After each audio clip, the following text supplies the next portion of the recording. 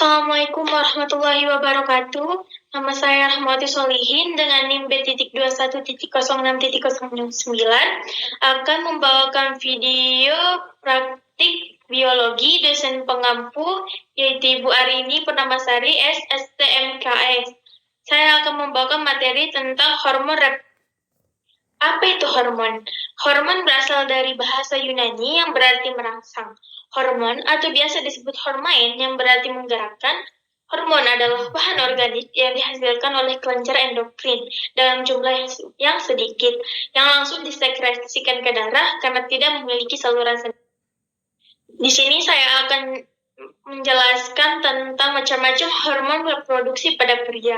Yang pertama yaitu ada hormon gonadotropin. Saat anak laki-laki memasuki masa pubertasnya, tubuhnya akan memproduksi lebih banyak hormon gonadotropin. Hormon ini dihasilkan oleh kelenjar hipotalamus pada otak. Kenaikan hormon gonadotropin kemudian akan merangsang produksi hormon luteinizing, hormon dan hormon perangsang folikel yang dihasilkan oleh. Yang kedua ada hormon follicle stimulating hormone atau biasa disebut FSH. Hormon ini sangat penting agar organ reproduksi pria dapat menghasilkan sperma. Setiap hari, reproduksi sperma yang dihasilkan bisa mencapai 300 juta dengan masa pembentukan tiap spermanya yaitu sekitar 65 hari sampai 75 hari. Yang ketiga yaitu hormon testosteron. Produksi testosteron ini pada masa pubertas memicu berbagai perubahan fisik seperti pembesaran testis dan skrotum, penis yang makin memanjang, suara yang semakin memberat, serta tumbuhnya rambut di sekitar alat kelamin, wajah, dan ketiak. Sebagian remaja laki-laki juga mengalami penambahan berat badan dan tinggi badan yang signifikan setelah memasuki masa pubertas. Testosteron juga akan mempengaruhi massa tulang dan gairah seksual.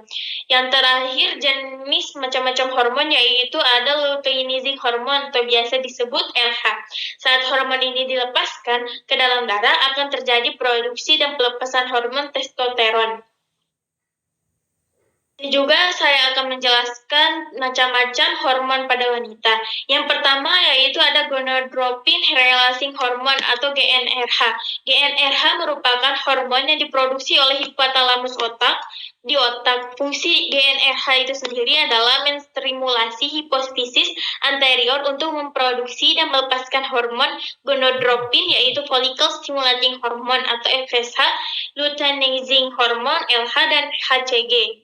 Yang kedua ada hormon follicle stimulating atau FSH, merupakan hormon gonadotropin yang diproduksi pada sel-sel basal hipofisis anterior sebagai respon terhadap GnRH yang berfungsi dalam pertumbuhan dan pematangan gonanulosa.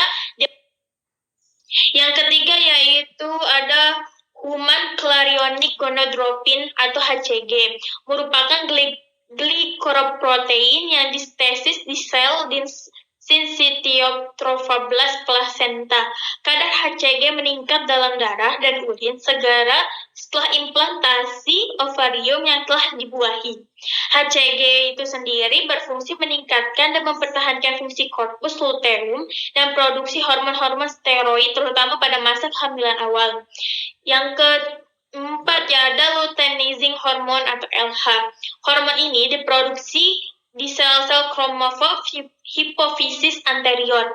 Hormon ini bersama FSH berfungsi memicu perkembangan folikel dan menyebabkan ovulasi di pertengahan siklus. Selama fase luteal, hormon LH itu sendiri berfungsi mempertahankan korpus luteum pasca ovulasi. LH terikat pada reseptor membran plasma yang spesifik dan stimulasi progesteron dan sel korpus luteum.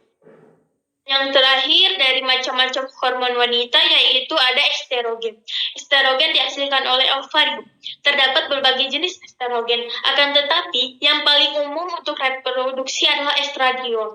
Estrogen berguna untuk pembentukan ciri-ciri perkembangan seksual wanita, membentuk ketebalan endometrium saat siklus menstruasi, dan menjaga kualitas dan kuantitas cairan serviks dan vagina, dan juga membantu mengatur temperatur suhu. Mungkin sekian, saya ucapkan terima kasih atas perhatiannya. Semoga yang mendengarkan atau yang menyimak mendapatkan pengetahuan yang lebih baik lagi. Dan bila ada kesalahan kata, mohon dimaafkan. Wassalamualaikum warahmatullahi wabarakatuh.